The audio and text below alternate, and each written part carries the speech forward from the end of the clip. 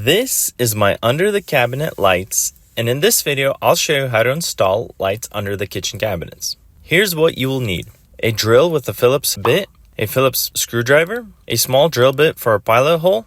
I have it taped up so I don't go too deep, some zip ties for cable management, a pencil, some snips, and of course the light itself. I bought this pack for about 15 bucks on Amazon, and my kitchen only needs 2 packs, so the whole project cost me about $30. Let's open up the box and see what's inside. Here's what it comes with: a power supply, which plugs into the first light that has the switch. Then this middle one has 2 wires, and then this last one with only 1 wire. It also comes with these mounting clips, some double-sided tape, cable management tabs, a remote, and lastly some instructions.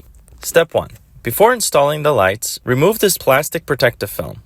Step 2. Plug in your power supply and plan out how you will route the lights. Mine will be going from right to left. Then I plugged them all in on the counter to see how it will look and made sure that they all worked before installation. Step 3. So there are 2 ways to mount these. You can use these clips or you can use the double sticky tape. I decided to go with these mounting clips because I feel like they will last a longer time compared to the tape. Use a pencil and the light with the clips installed on them and mark out where you think is the best place for the lights. Mine, I decided to place them closer to the front of the cabinet as that will make them more visible when they're off. Step 4. Take the pilot drill bit and drill 2 pilot holes where you will be mounting the metal brackets.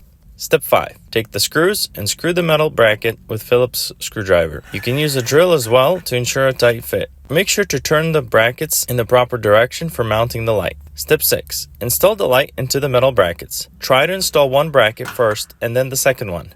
You may need to make minor adjustments to the brackets to ensure proper fit. Do this again on the next light. Unfortunately, on this one, I ended up breaking the 2 screws, and I was only using a screwdriver as well. Anyway, I found similar screws except a little bit bigger and tested them with the bracket to make sure they will work. I guess this is where if I would have used the double sticky tape, it would have been a lot easier and faster. I installed the bracket right next to the broken screws so that I can hide them with the light. Then I installed the next light into the bracket. And finally, I installed the brackets and the light on the third one.